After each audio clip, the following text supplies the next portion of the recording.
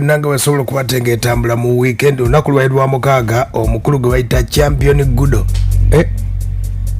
ono yakulira security y'omuyimbi gwe bayita Alien Skin yabadde n'enteekateeka y'ekivulu kye The Return of Champion Gudo kyayite concert ekitegeeza kyakubeera nga ekivulu kino bakikoze olw'ensonga era ensonga bagiwa nti bagenda kuzimba nyumba y'amawa Champion Gudo mu nteekateeka ekivulu kino kyatambula bulungi nnyo era nga abayimbi abasobola okuba ate nga bayitibwa basobola okuba ate nga bayimba abayimbi benalabyeko abayimba kwaliko Ziza Bafana Luna Mubiru Henry Mwanje n'abaana abato basobola okuba tebabeerawo munnaabwe okuli Fresh Kid waliwo omulenzi ono ali ku TikTok wamita Sebo yasobola okuba ate nga ajja neetaba mu nteekateeka eno era abayimbi basobola okuba ate nga bangi bajja enteekateeka eno ekivulu kino kyabanafu aba Fangon Forest abakiteeka nga begatiddwako omukyala gwe bayita Big Events enteekateeka eno yatambula bulungi nnyo olw'ensonga nti tickets ze baali batunze online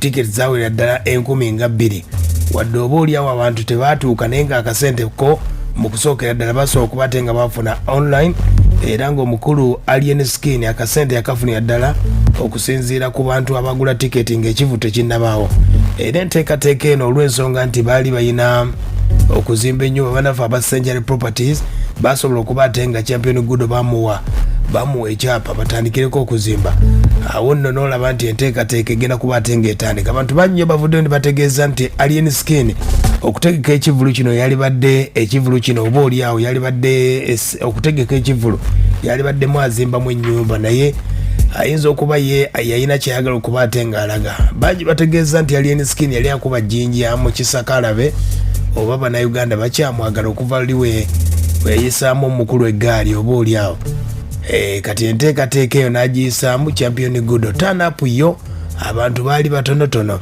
naye nga zo tiketi online bano bakadaama bali bweru w'eggwanga ne basponsa ab'enjawulo kutegeeza tiketi basobola okuba ti bazitundira ddala naye ate obuzibu bwaviira nti akasente ke bajja mu tiketi ate ne gadda mu kivulu oba oliawo n'obibalamu nga tebigasse bulungi naye enteekateeka eno Champion Gudo yayingira mu byafaayo mbu bano abayimbi waliwo ba Crystal Panda ba Brunoka bali bategese ebivu ne bataweza bantu abo Champion Gudo ye yakola ekyafaayo ne kitambula bwekyo kati enteekateeka eno ekivulu kino kyali ku KCC grounds ne lwakuba ekifo kino bakikomplainingako nti security n'enteekateeka okuba ate ng'otambula oba oliawo ekivulu kino kyasobola okuba ate nga abantu taanapu we bantonotono ne timing nga bwe yali ekibuga Kampala mwali mu bato abaana badda mu masomero enteekateeka netambula bulungi nnyo n'omuwendo gw'essente $2,000 Champion Gudo yajja ku stage n'ayimba ennyimba 2 omwana Champion Gudo katukubuli ku nteekateeka nga bwe yali wano abaana bato abakisookeramu mwana mulenzi bamuyita Sebo abebeerawo Champion Gudo batandika bwe bati bantu bange abala okwagala Champion Gudo asima respect Sebo yamana kuzimbira mama we ennyumba asima buli asema okwagala Champion Gudo kyakabi bantu bange yonna gye muvudde nemutulabamu abaana abato ekyenjawulo mazima biga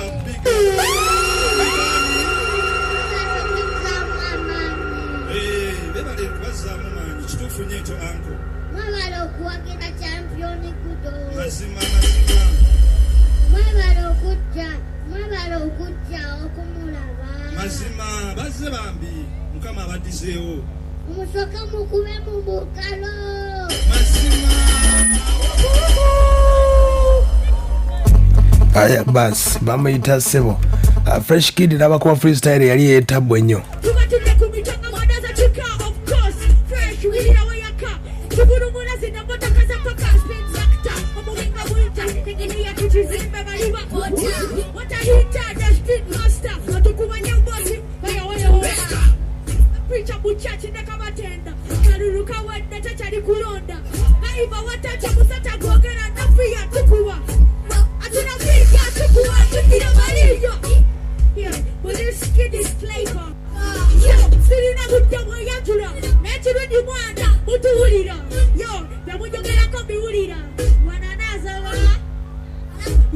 kidi yanza mucho MC event tuwaya tujayo kanya kufuna chiroko ku ayo kakari katono na ye kajja mungato yo fresh kidi yanza omwa yo atula mugavana nenga semana fresh kidi muto ngadi kubulimbana asa bisa omuto bukulu nomwa yo man sawa ndikubambya wandikibwa na yata kino kyo kyalina kuba yabalaga tata full of DJ. Yeah man, everyone, thank you for supporting Champion Gudo in the return of Champion Gudo soul. Yeah man, this young generation to the world. Aya basa, ye fresh kid yasobola okubatenga akigattawo bwatyo. Muteekateeka nkutegeezezza nti abayimbi babeererawo omwana mulenzi ono gwe bayita Champion Gudo era abayimbi naddala abaana abataabo boolaba ab'omugigi gwe basobola okubatenga bajja ne bamubeerawo ne bamulaga nti ekintu kisoboka era enteekateeka tambula bulungi nnyo. Champion Gudo naye yajja ku stage nga maanyi meerere. Champion Gudo maanyi meerere nga bwe kyatambula.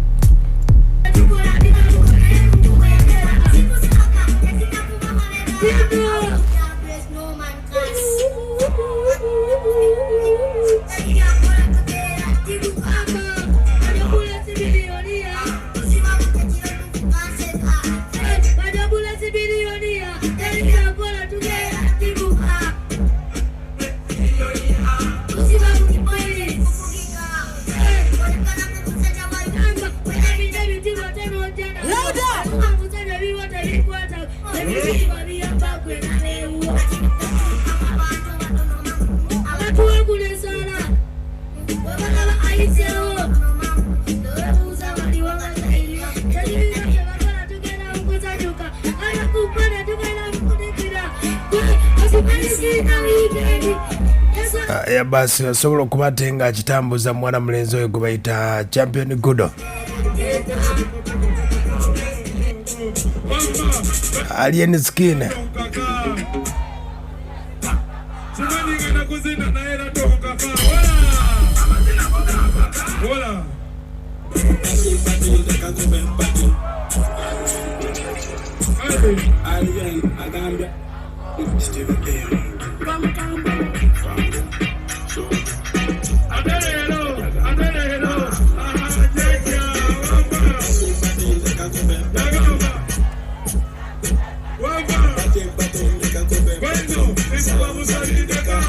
Yeah. Enteekateeka osobola okubatenga etambula bwetyo. Omukulu gwe bayita Alien Skin yebaza bonna basobola okubatenga bajja okubeererawo Champion Gudo ne Fangold Forest kyekivulo ekyasookera ddala kye beetegekera nga bayambibwako big events. Enteekateeka ali Alien Skin eno.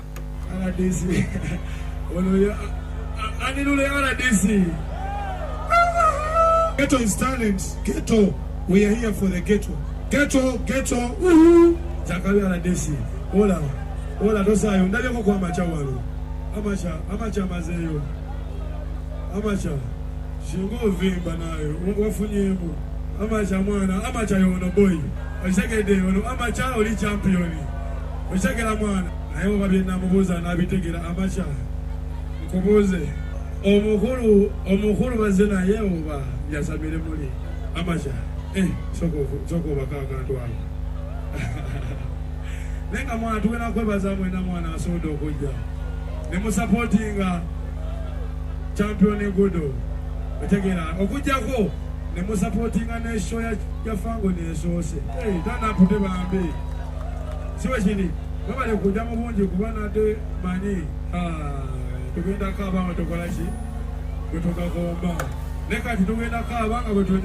Ye Alien Skin eteekateeka bwe yatambula ku kivulu ekyo. Omukulu Haji Haruna Mumiru ono ye finance manager akwasaganya ebyensimbi ku Fangold Forest yebaza abawagizi bonna ababeerawo Alien Skin ne Champion Gudo.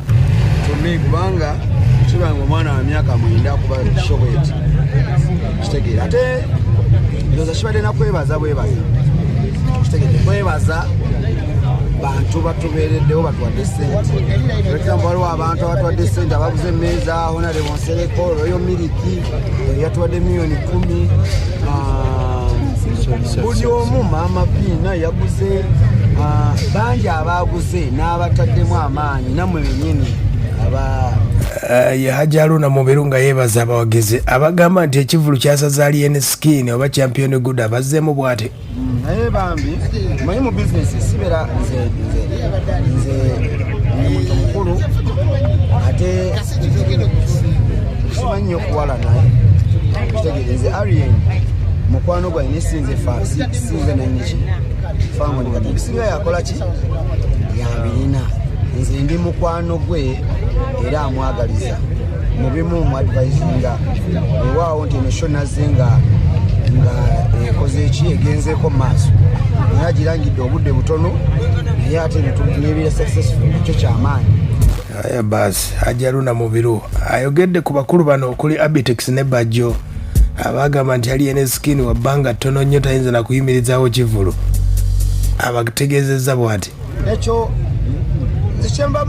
kyemmanyi nti abantu abo bakyalina okusobola okuteesa kubanga eno obubala bagyetambula kati ono yakakola ssente kubanga nze nyinza okugamba nti ani alien skin yakafuna ssente yakatandika okukola tannakola nnyo niwe abanga ate asobola okwevaamu abantu ne babeera nga bamuwa ssente n'akola ekivulu kino kitegeeza amaanyi g'abantu si ga muntu omu nga mukirowooza kitegedde so abantu bakyatwagala naye abayerekeza n'asevinga nagakanimpeemu nkikole bamuleka akole emirimu mingi ekyosobola omuntu okukola okwewaayo n'akola mu kidongo kiba kiganye gwe tofiira ku muyimbi genda olime emmwanyi osaawa eno emmwanyi zikola ki zifuna nnyo okitegedde okuddira kifo kyokuddaawo ate omuyimbi akulumya omutwe kati bamubireke omuntu emu olaba nga akutawaanya gwe mute bw'omuta kitegeeza oli w'amaanyi. Bwe bubaka bwe yatisse abakulu ba Bitex ne Bajjo omukulu Hajaluna Mubiru yagambye abantu mwebaze ku alien skin kubanga mu Uganda oyinza okusanga abantu batono nnyo abayinza okukolera omwana ono Champion Gudo ekivulu mu nteekateeka eyo. Naye kati wemanga siteekamu ng'ate ono omwana alien akitaddemu tomunyigira bunyigizi at least mwekungala omugambe webale ate naddala nga ekivulu si kikye kyakuyamba abaana bangi abayimbi bangi abato naye ono yasoose okola kyayite ki kyayite concert mu Uganda yonna simanyiyo mulala kitegedde ebyaffe nga bya muziki so tumappreciating alwekyo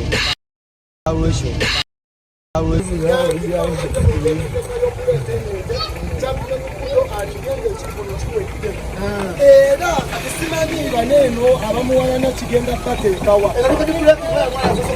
yasoose okukola ekivulu nga kya charity concert nejjusa lugogo tekibangawo bagamba bakyamuwa ebintu ebyenjawulo bingi nnyo kuba n'abagenda omuzimbira we bali kulwana bulwanyi ate nona amuwadde ente eno agambye amuwadde ente nnya ez'okulunda ente nnya kubeno yayoyeza n'agamba njagala kuyakukikumba ne tutta ente era yino egenda kusalibwa. nze Stephen Musudani olengera bafaami ba Fangoni Forest bakunya okuba Champion Gudo kuchakoza na kule erugogo okubanga yakubye akisi ground omwenda emyaka omwenda n'emyezi ena n'emyezi ena mu music industry wuliriza ko ku myaka omwenda n'emyezi ena n'ennyimba nnya naye yayoyeza ekigomba kuba yakubye nnyo ng'abantu bangi nekugamba mu kifo ky'okubya ekigomba ennyama tugifuule yakola nnyo yakola musajja watu alina okweyagala enenge yakuto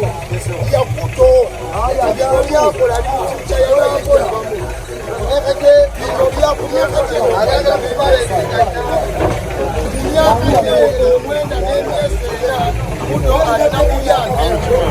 alina kulyange kino simanyi wajje kibatwala mwana mutwala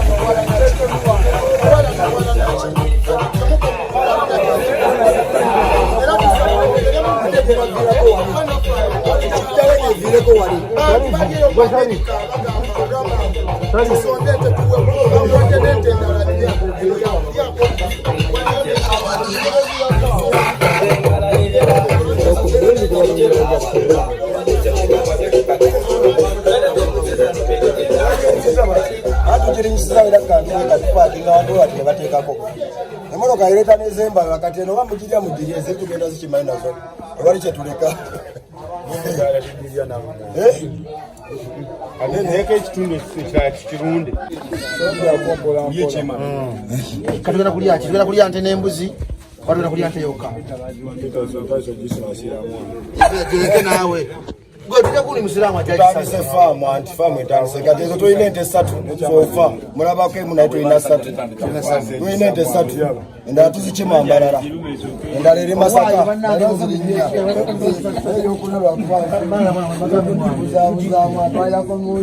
kyokka naawe oyagala kulya naye ndowooza owulira ate notatumala tugirye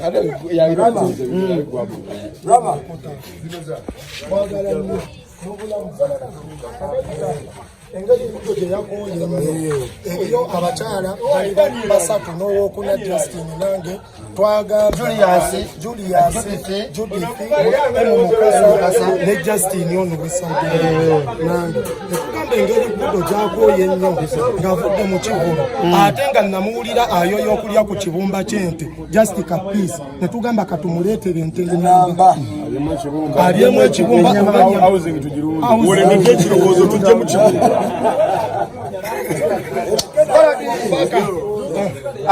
ono no DJ Golodi ono yali mukwano gwa Eddie Kenzo n'alivaamu kati yadda mayirungi yasinga okugaba mu Fangoni Forest yanoza paka zizo nosatu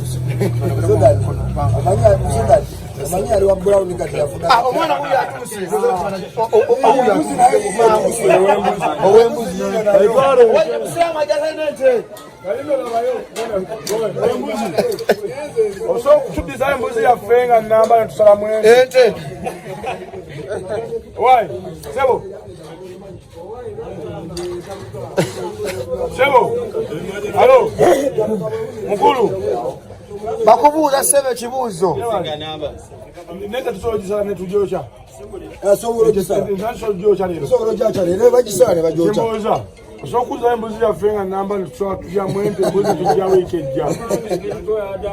Amba ndolukusa nesalawo nange njikoleko nga balate banna batuuka. Nente hiyo ndikuwa ndikole. Nente hiyo. Emotoka agivuge buvuzi. Genda ne emotoka.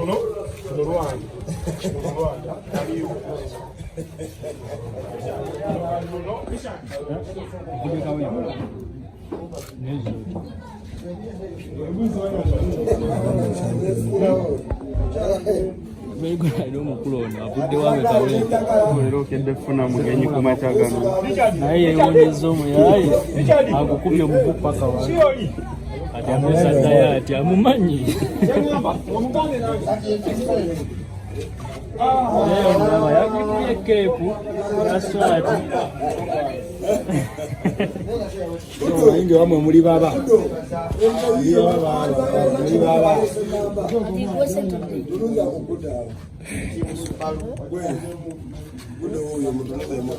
Champion Gudo wachivuga. Geno mutwale wo mu yuri. Abachivuza ko jochi mvako tete yiri wali wachivuga.